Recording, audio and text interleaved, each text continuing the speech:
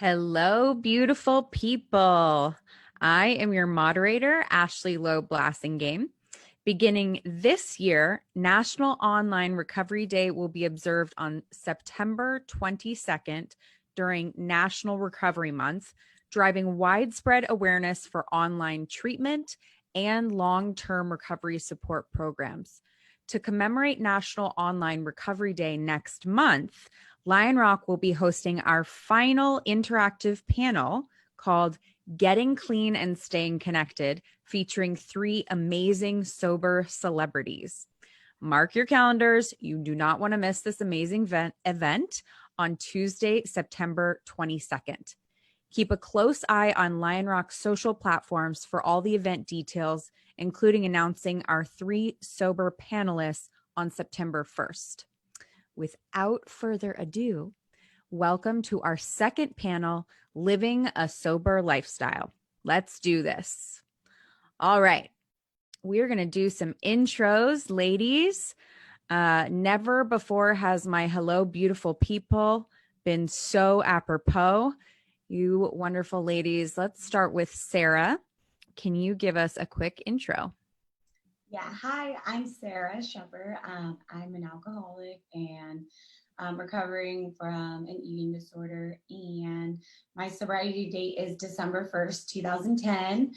I do real estate here in LA and also still in Orange County, and I am on a real estate reality TV show called Love and Listings on VH1, and we basically just show some beautiful homes to different athletes and celebrities and a bunch of different kinds of people. So it's mixed in with a little bit of drama, but it's so yeah, it's interesting and definitely a trip to do it all sober. So that's awesome.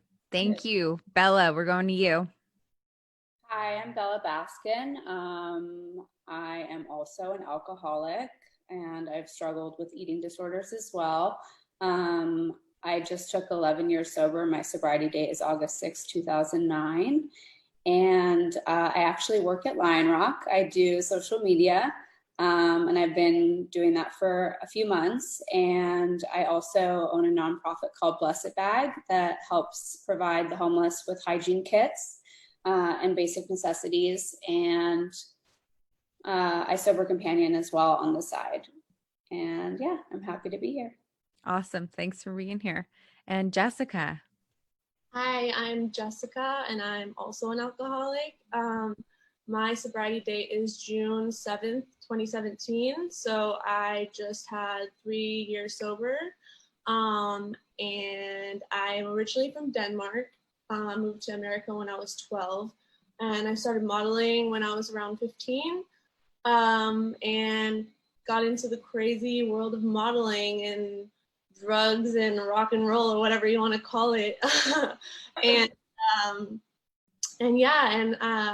like I said, I got sober in 2017, and since then I became a student, and I'm in school right now to hopefully go to medical school to help spread awareness about intersex people, which is also something I recently came out about as intersex. So yeah, that's it. Awesome. Thank you so much. Okay, we're going to do an icebreaker here. Mm-hmm. It's a good one. Probably, you probably all have similar words, but you get one word to describe your social life right now. What would it be? Sarah? I have somebody else go first. Sorry. Okay. Mine would be non-existent. Okay, good. Bella? Oh, this is hard. Yes, maybe like at a standstill. Okay, we'll take it. Okay, I got it. I would say adventurous because I recently got rollerblades and Heelys and I'm trying new things and yeah. That is adventurous. Love Haley's. That's awesome. All right, we're going to hop right into it. Sarah, I'm actually going to start with you. You mentioned in a recent social media post that you were excited, but also nervous to film another season of VH1's Love and Listings. Can you discuss what helped you get through filming and how your sobriety is affected being in an industry so centered around social networking events that include drinking? Yeah.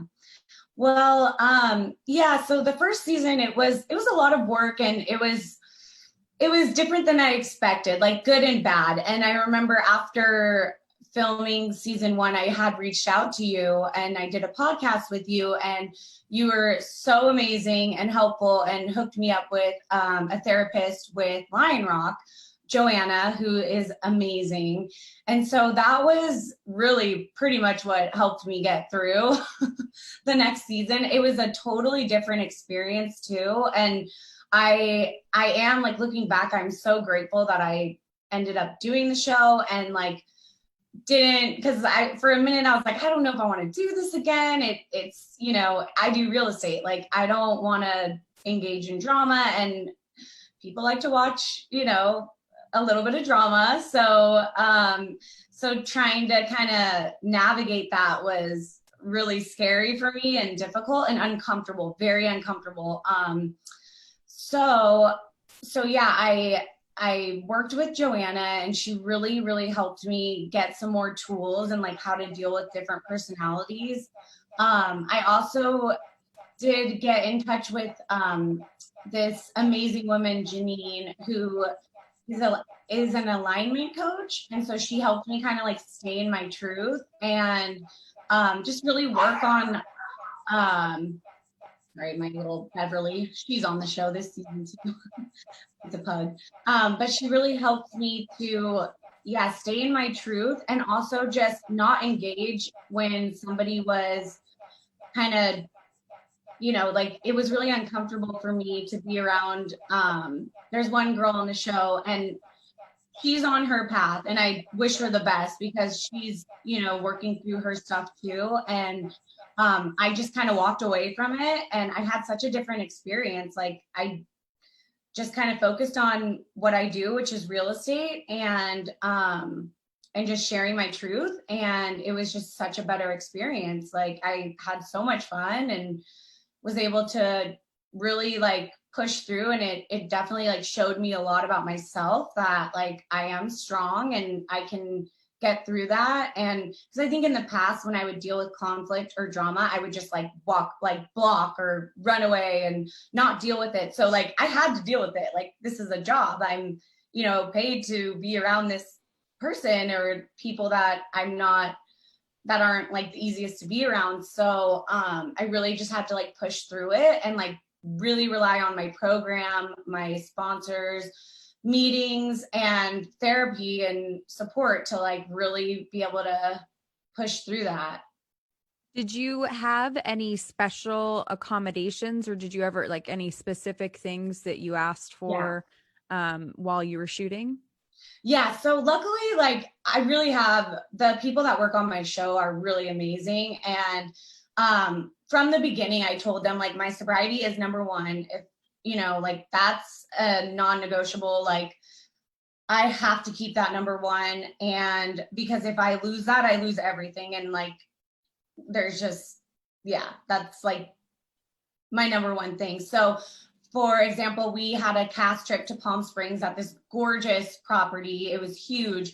And there was a lot of drinking and partying. So I just told them like, look, I need to have my own space. I need my own room. I need to like feel comfortable. If it's too much or like it's getting like too difficult, I need to be able to get out of there and walk away and, you know, just pray and meditate or do my thing or call my sponsor, and I need privacy. And they were totally accommodating. They got me my own like huge suite, and it was so nice. So that was really cool. Oh, that's awesome.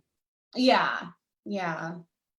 So we're going to switch gears here and move to another question. Thank you so much for that, Sarah. Um, Bella, congratulations on 11 years of sobriety this month. That's amazing. Were you worried getting sober so young that you weren't going to have fun anymore? And how did getting sober so young affect your lifestyle? Yeah, so I got sober at 19. And, I definitely needed to take a break from that lifestyle because I was definitely like partying and going to clubs and all that stuff. And, I needed to take some space, but I was able to return, and my first party back was a Halloween party, and I had like 6 months of sobriety, and I just had to like break the ice and like the discomfort and just be like, okay, no one's thinking about whether or not I'm drinking. Like, I don't need to give everyone, of course, like my close friends knew what had been going on with me, but like the people who didn't, I didn't really need to like over explain myself like to them and be like, oh, I'm not drinking, and like I went to rehab and like all that stuff. Like I could just be like, no, I'm good, thanks. And, You like, didn't get on the mic, tell everybody? maybe there already is alcohol in my drink, it's Red Bull, but maybe it is, or like maybe I already had a drink, or like maybe I'm just good right now. Like they don't know that. And so I had this like kind of just get outside of myself and be like, no one's thinking about what I'm doing. And when I was able to just like finally just like kind of force it at first to like dance and like let loose and like have fun, then I was able to enjoy myself more than I ever could when I was drinking or using, because I was always so focused on getting the next drink or getting the next fix or the drug or the, oh, have to have a cigarette, like it, and it would take me out of the moment. And so when I'm, being sober and like dancing and like having fun with my friends, I can really be present in the moment and be laughing and having fun. And then that's when I get the questions about like, hey, what are you on? And it's like, I'm not on anything, I'm just like that's the beauty of it, is like I'm not on anything. I don't need anything to like be able to have fun. So yes, I was worried about that. But I was quickly able to realize that, it's really just about checking in with my intentions. And of course now I'm like 30 and I'm in a serious relationship, and like partying isn't really as enjoyable for me as it once was. Like I'm like, I miss my bed. I want to be home with my boyfriend or my dogs. Like that's kind of more my, deal now. But I definitely like went to all the festivals and the raves, and like I had to check with my intentions, and my intention wasn't to like go be around people who are getting loaded. My intention was to like get dressed up, because I went to school for costume design and makeup. So like get dressed up, take pictures. Like I love like EDM music. Like I love to dance. And like, that's why I was going out, is because I really enjoyed those things about going out. And of course there are like some places that I still didn't enjoy, like clubs and stuff that are just playing like top 20 like hits. Like that was not my scene. But when I went to like a festival and I was really able to like let loose and be creative and like have that outlet, then that's why I was there. It wasn't because like there was drugs and alcohol there. If anything, drugs and alcohol took away from that stuff for me. Yeah, that's awesome. Thank you for sharing that. Just a reminder to people watching, feel free to submit questions through our Facebook, Lionrock Recovery. We have people feeding the Facebook questions, and we can have our panelists answer them. Jessica, I'm going to jump to you. You recently shared your story on the Courage to Change podcast. It was so eye-opening to hear the difficult journey that the intersex community faces. How did you get to the point of feeling comfortable in your own skin without drinking or using drugs? That's a good question. I mean, it definitely is all about just taking your time and learning to ask for help and realizing that you don't know everything yourself. I think that the number one advice that someone gave me when I was new is like, your head is what got you here. So you need to listen to somebody else. You know what I mean? Like, you're not going to get yourself out of this situation. And honestly, the only thing I did was, before I made any decision or literally anything that in my gut I knew, like, oh, like if this goes south or the other way, like that I don't want it to go, like I might be at risk for like some kind of emotional trauma, or like just like not know how to handle it, you know. And because I was newly sober, and so I would call my sponsor, I would call another alcoholic, just anybody who's sober and is in the right mind to give you advice. That's what I would do, and I would listen to that advice. And I think that that's a really hard thing for people to do. But when I got sober, I think that I was ready to like give up all of the control of my life, because it had spun out of control. And I was ready to trust somebody else with my life. And just taking that advice was definitely the biggest thing and best gift that I received, because being able to listen to somebody else, you know, is like a really important thing, I think. So Absolutely. Yeah. That's awesome. Yeah. We said, you can't fix your broken brain with your broken brain. Right. So, okay, Sarah, I'm going to jump back to you. Sober dating is something that many young people are afraid of when they're new to recovery. How did you deal with dating while sober? Were you afraid that people would judge you? And what tools did you use to support that process? Yeah, so when I first got sober, obviously it was like suggested to kind of stay out of a relationship and work on yourself. And I don't think I did that. I think I was like in a relationship. It was so long ago, I can't even remember. But I was in like a couple of relationships like in my earlier 20s. And then when I moved to LA, I kind of just really got focused on my career and myself and my recovery, and kind of took a break from it and just needed to really develop a stronger relationship with my higher power, God, whatever you want to call like your higher power.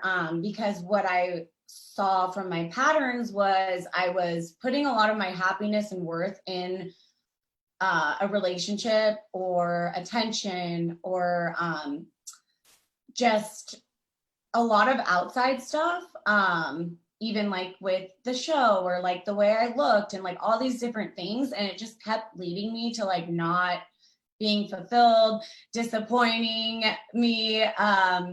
And so it's been like a really good, a lot of work journey, because I feel like when you get sober, it's like, okay, I put down the alcohol and eventually then the eating disorder and all those things that I used to like numb out. But I really had to dig deep and really focus on my relationship with God and learning how to have healthy relationships. It's a lot of work. So that's like, and what I noticed my patterns was like when it got difficult or uncomfortable, I would run. I'd be like, I'm out, I'm going to go date somebody else or like find another person really quick. And that never worked. It was like the same person over and over, just a different face. So basically like, especially this last year, Joanna, my Lionrock therapist, really helped me. Janine, who I mentioned, who's my relationship alignment coach. And then even just this last week, I was in a meeting and this girl, London, was sharing, and I had met her a while ago. And that was like a total God shot because I really needed her this week. And I reached out to her, and she's a relationship coach too. And then she showed me this book, it's #healthy adult, which I needed. So I need to be a healthy adult.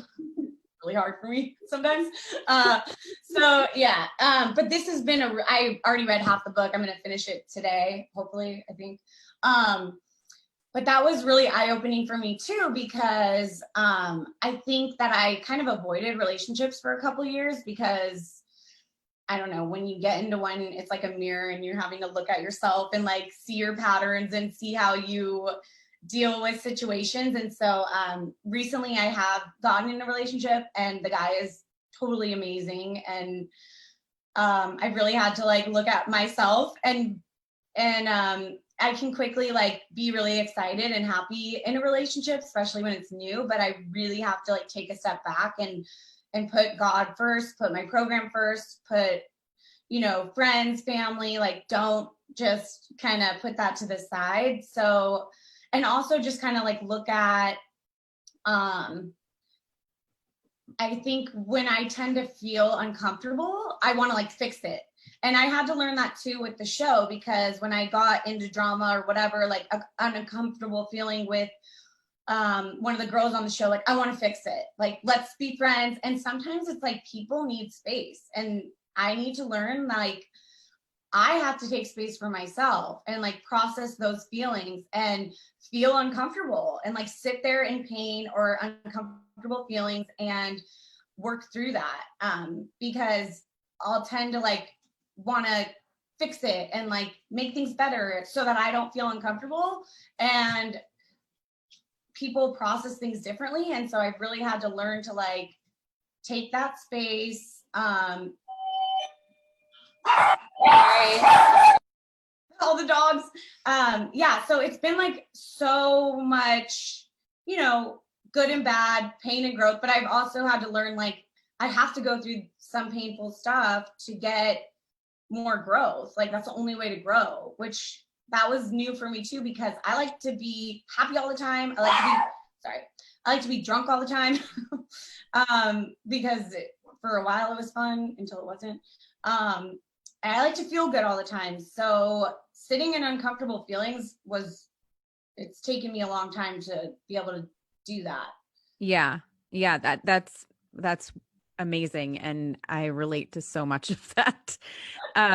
We got a question from we have actually a couple questions that I want to open up to Bella and Jessica to add to this. So to add to the sober dating question, Gail wanted to know, did you tell people you were sober from the start? I guess I'll go. Did I tell people I was sober from the start? I personally did, because I was very comfortable with that, but I also know people who aren't comfortable telling people they're sober. You know, if that's the case, you could just say like, I'm just not drinking right now if people are asking you if you're drinking, or you could just not say anything. You know what I mean? Like, you don't have to say anything. You could just like, I mean, put some water in your cup with some ice, like, you know what I mean? But for me, I personally did tell people I was sober right away, just because it was something I've always been a very open person. And I think that that's something that was like very relevant in my life, and obviously still is. I'm still sober, you know? But yeah, I don't know. I think that it was important for me to tell other people my truth, because I've been hiding who I was and the real me, and like what I was passionate about and what I was like as a person for so long, that I just really felt the need to just tell my truth, you know, that I'm going like, and what I'm going through right now, you know. And I also wanted to help other people. And, you know, with my platform, I feel like if I tell my truth and tell other people that I'm sober, which you definitely don't have to, but I'm comfortable doing that. And I think that that's an amazing way to help other people. Yeah, that's awesome. I love that. Whoops, sorry. That's a great perspective. Bella, did you tell people that you were sober from the start? And Gail was curious what sober dating was like, if you want to add to that.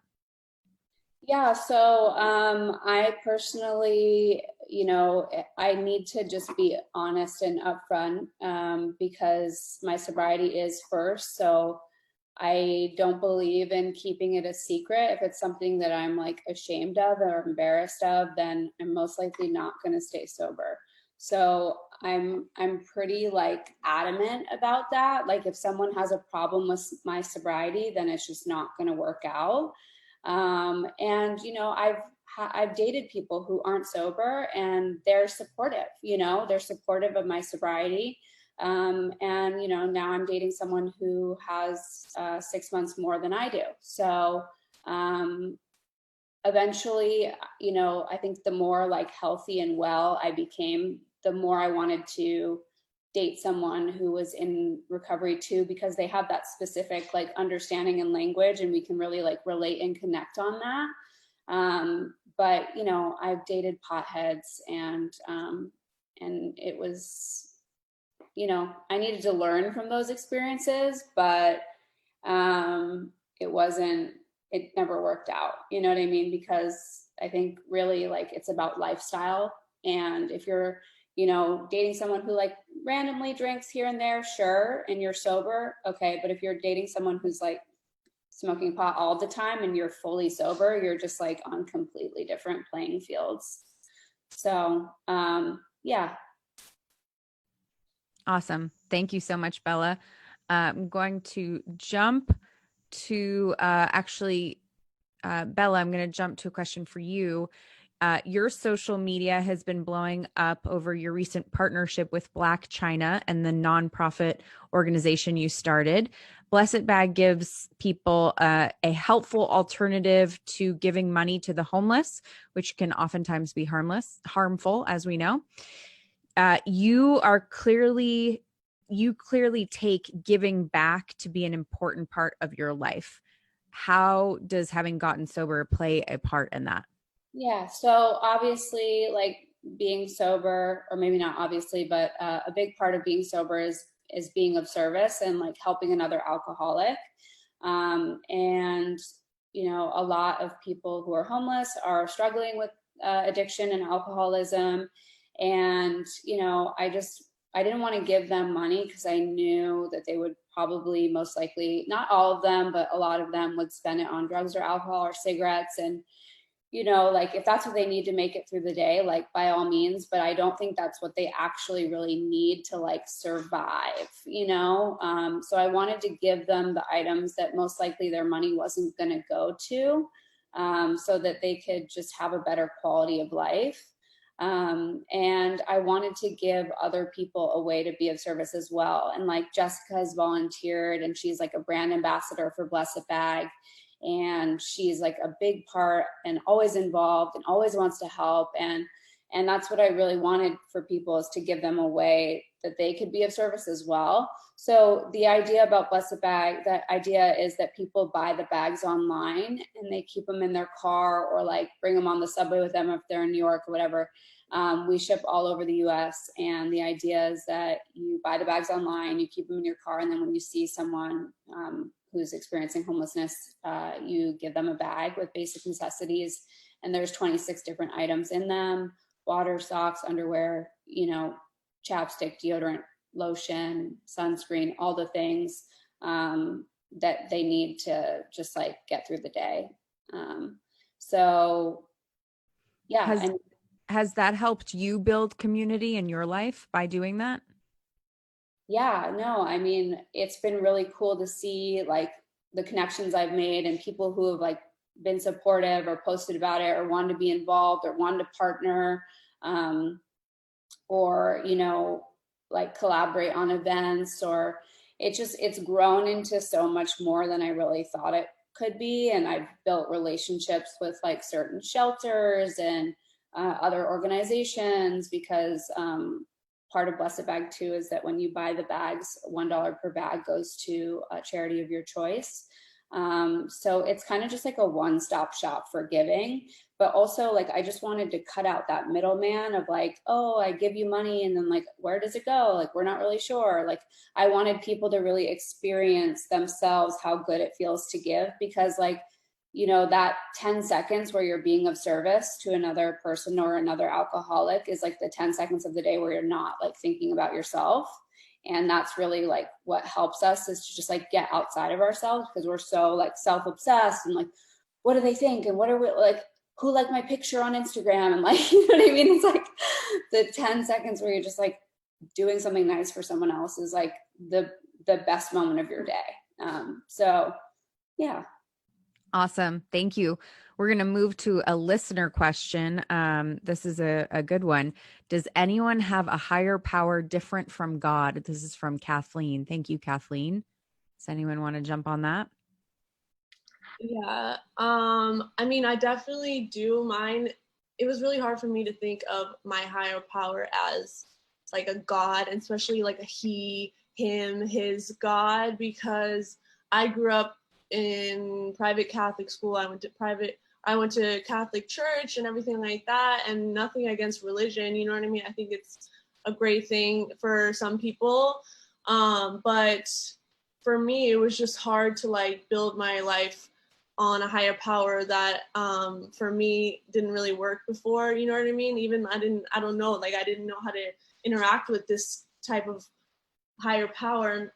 So for me, I just started small. Like I was like, okay, like the trees and the wind and like the sky is like that's what's surrounding me. And to me, my higher power is just like everything, like the atoms, the trees, the wind that's surrounding me right now, that's leading my way, you know what I mean? And just showing me that everything's going to be okay. And like my intuition and everything like that is like my higher power speaking through me. And when you're sober, you like get to learn this intuition and you feel it, whether you want to feel it or not. But I think that for me, that just shows that like everything that's around me, like nature, the sun, whatever it is, you know what I mean? It doesn't have to be like a person in the sky. Is like that's what helps me think of a higher power, because that really is something that's greater than myself. You know, I can't stop the sun or the wind or whatever, you know what I mean? So yeah. Awesome. Very relatable. Anyone else have a higher power that's different than God? I can share on it real quick. Because I went to Catholic school too. And I just really thought God was like angry at me. And if I wasn't perfect, then I was doing something wrong. And, you know, I struggled with that when I first got sober, because I was also really angry. Like I kind of wanted a Santa Claus God, my sponsor tells me that it's called, because I just wanted everything to be good. And I didn't understand, like going through these struggles, like with alcohol and an eating disorder, like I was really angry and frustrated, like, what, that's really rude, God, like thanks a lot for, why am I struggling with this? And what I've kind of discovered is also I kind of go like this last year, I've been really trying to build my relationship with a higher power and like read a lot of books. Like I mentioned to you on the podcast, Gabrielle Bernstein was really helpful, her books, Wayne Dyer. I listen to a lot of podcasts. Like my sponsor has me read something spiritual every day, to kind of grow my conception of God or higher power, whatever you want to call it. And so like, especially this last year, I've been able to really look at difficult situations or things that were hard or made me angry and like see the gift in that, and like see how those things were all like the way, like be an acceptance, and like God had those happen for me to grow and to get to a better place eventually. Just in the moment, it's kind of like hard to see that, but I've just had to practice a lot of prayer, meditation, faith, trust, like all of that. So yeah, it's been really good. Like it's a journey for sure. And I'm constantly working at it. So yeah, that's what I'd say. Awesome. Thank you. We have another question from Margarita. How long into sobriety did you guys feel comfortable in sharing your story with others? Bella, you want to take that? Sure. You know, I think it's like, it depends on who it is and how much you want to share. You know what I mean? It like, I guess like I'll use like my parents as an example. Like they didn't know that heroin was a part of my story. Like my dad did, but my mom and my stepdad didn't. And so I really had to like share the full extent of everything so that they could understand like why I really needed to be sober. Like they knew that like, you know, she's drinking too much or whatever, but like they didn't know how dark it really got. And so I had to wait like a few months to like share that with them. And like we did it in a therapy session. And you know, it depends like on who it is and how comfortable you are with them, how much you want them to know. Like if it's like your employer, you're probably not going to tell them like all that stuff, obviously, like not with me and Ashley, because I work for Lionrock, but so she obviously knows that. But you know, it depends on how much you want everyone to know. If it's a complete stranger, like they don't need to know all that about you. If it's someone that you really like love and you think that you have a future with them and you want to date them, then pretty soon, pretty early on, I would say, you know, because I think it's really about being honest, and just like owning your truth and owning your story. And like, if anything, if they're meant to stay in your life, they're going to love the fact that you're being vulnerable with them. And that's going to be attractive to them. It's not going to scare anyone away, if you're talking about something that you've overcome, you know? So. Love that. Yeah, definitely. Okay, here's the question from Nicole. She says, I have a friend who has recently become sober, but her spouse still drinks and uses, not to excess, but still almost every day.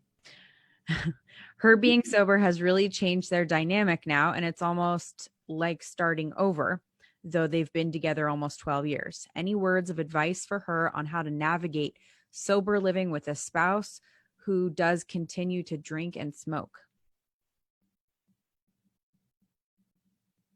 I would definitely say boundaries need to be in place for sure. I mean, like, you know, when you're in a relationship and you live with somebody else, even though you like share your whole life with them, you still have to have boundaries. And that's something that newly sober people sometimes don't understand or can even comprehend, you know, like definitely like be talking to other alcoholics and really listen to yourself about what feels right and what doesn't, you know what I mean? Like in your gut, like that person in the relationship, in their gut, like they will know like what they feel comfortable with and what they don't. And if they truly listen to themselves and listen to what they're comfortable with and talk about what they're not comfortable with, then they should be fine, you know what I mean? But if you are just putting up with something just because you're afraid of what's going to happen if you don't, then, you know, that's where potentially a problem could arise. That's what I would say.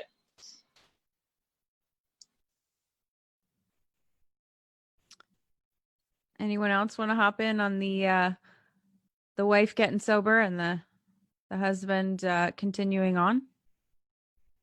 Any words of wisdom on that?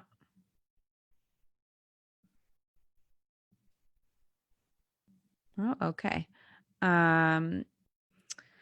Sarah and Jessica, they asked, was it hard for Sarah and Jessica, was it hard to come back to your job and life being sober, working alongside others who were still living in the crazy? Was there a lot of pressure, or did they respect your decision?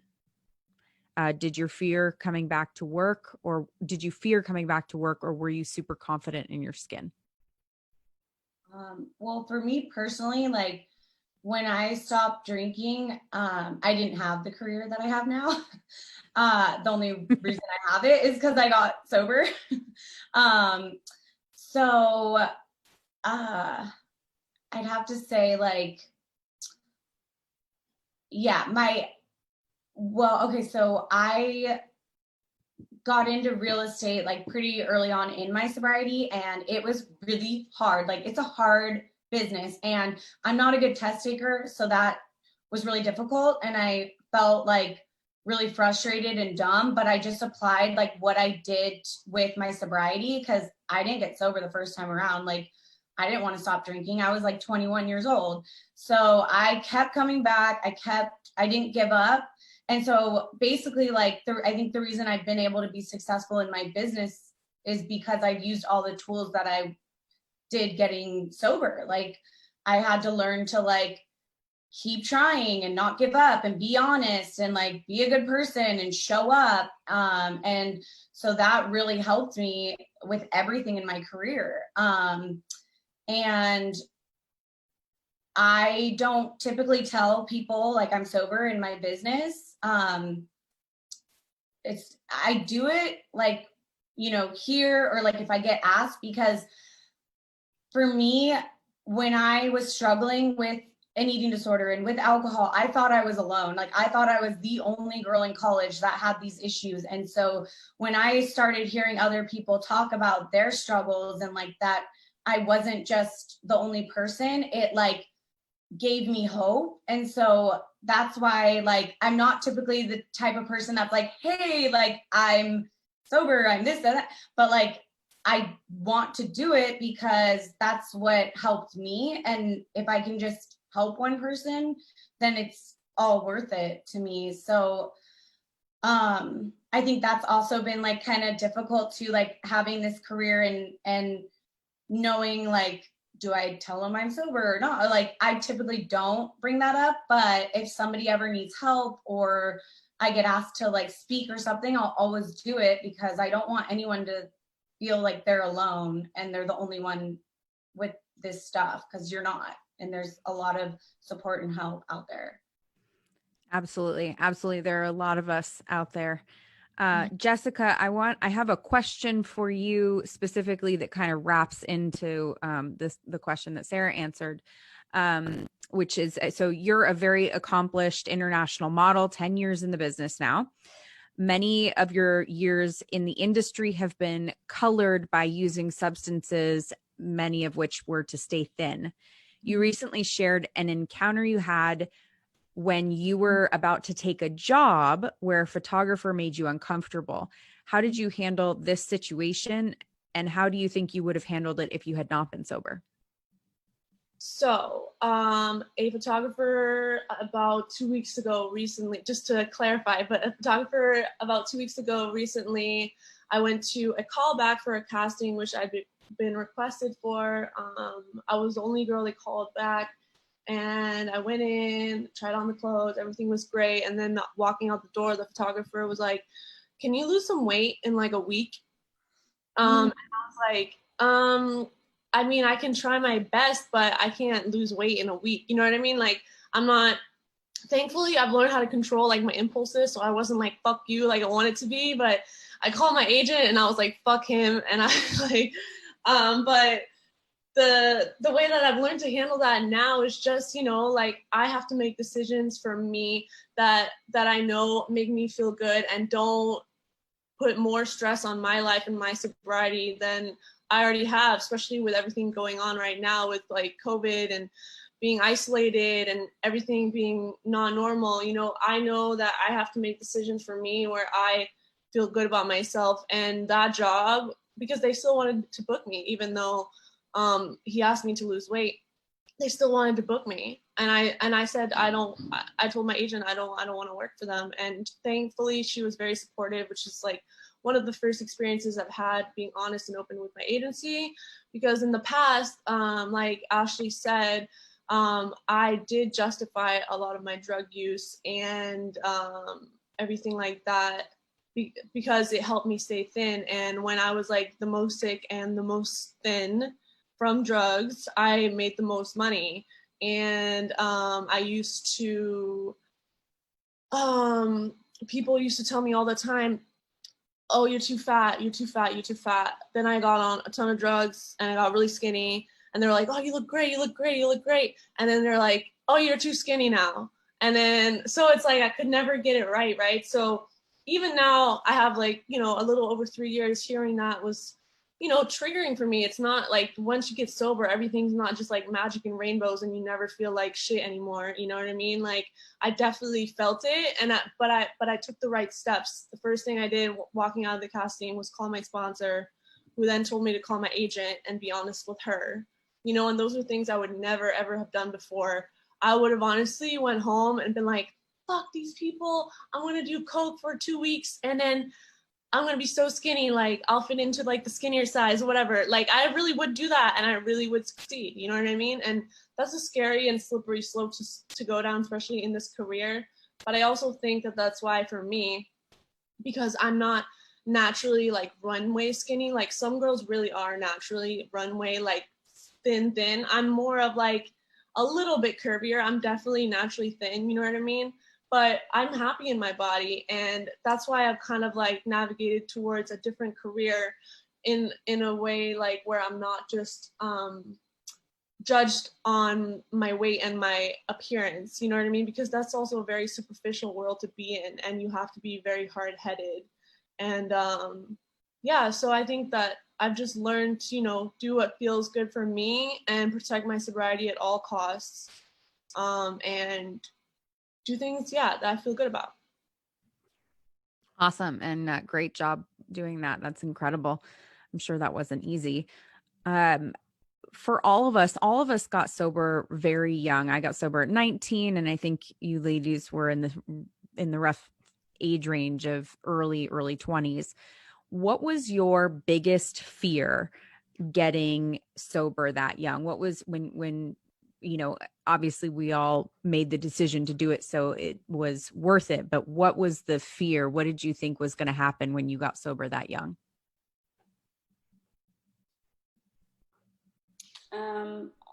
I'll answer it. I also got sober at 19, as I said before. And yeah, I think it was just the fear of missing out, or like not having fun, or not being included anymore, or like losing my friends. There was a lot of fear around that. And like, yes, I did lose some friends, but like the friends I lost were like just people who were using buddies essentially, and they weren't really like real friends. And the friends that I kept,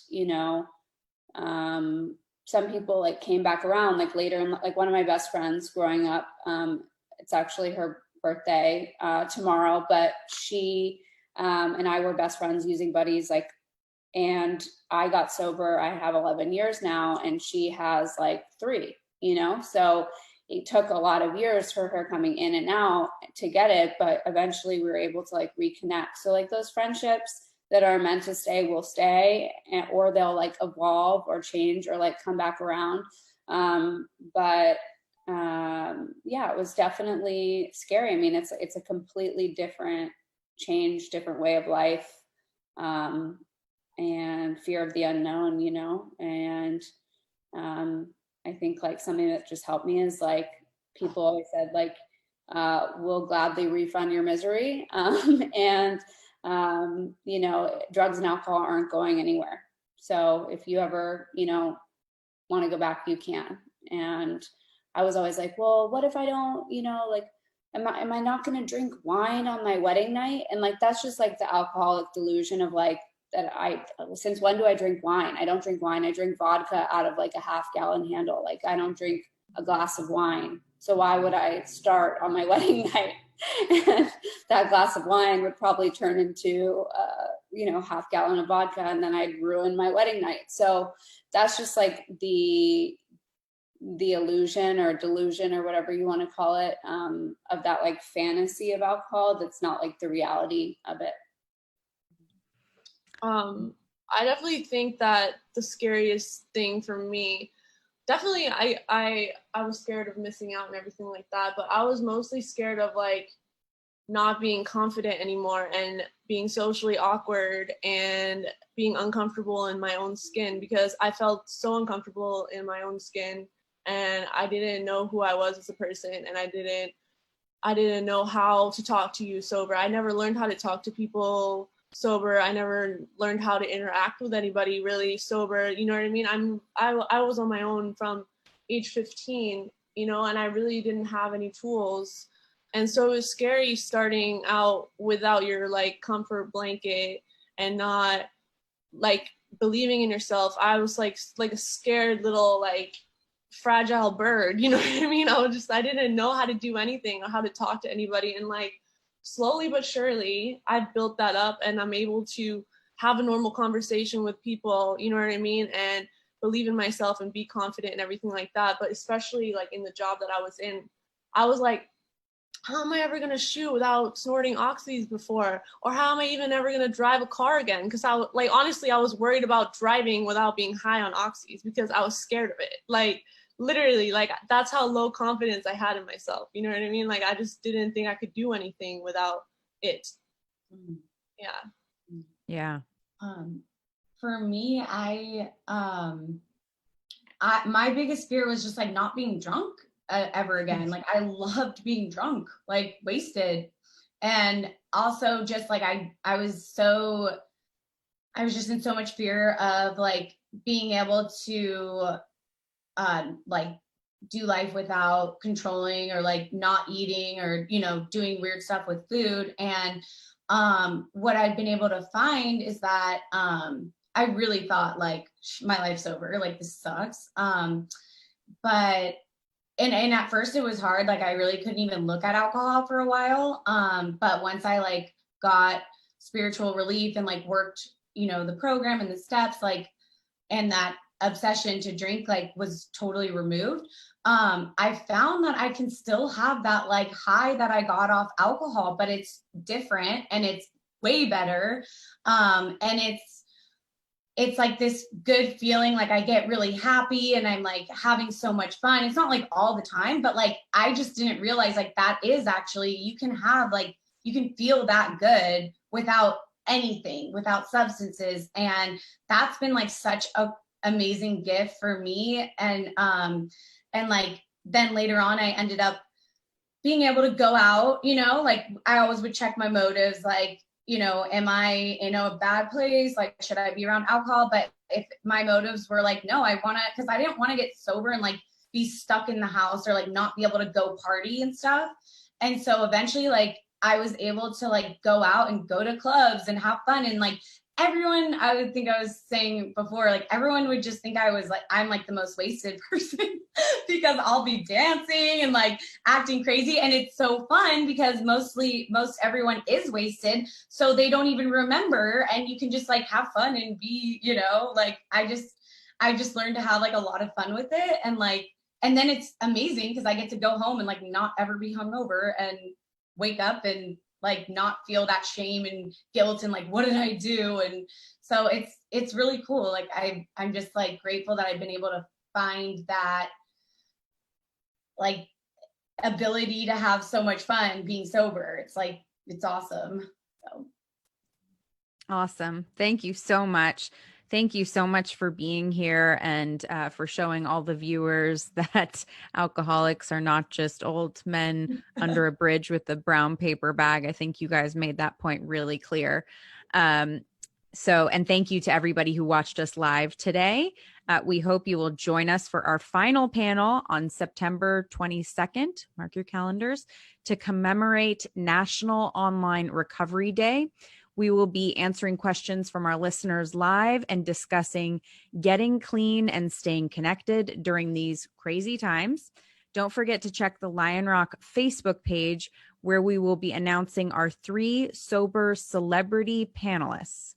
In the meantime, head over to our podcast, the Courage to Change a Recovery podcast, and you can listen to each of our panelists' stories, recovery stories in detail. Everybody, all 3 of these wonderful ladies have told their stories on the podcast. Thank you again so much to each of you and to everybody watching, and we will see you on September 22nd. Thank you. Bye. Bye. Bye.